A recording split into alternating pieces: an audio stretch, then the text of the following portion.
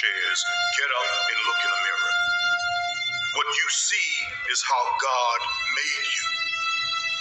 We're not meant to experience the world through a machine.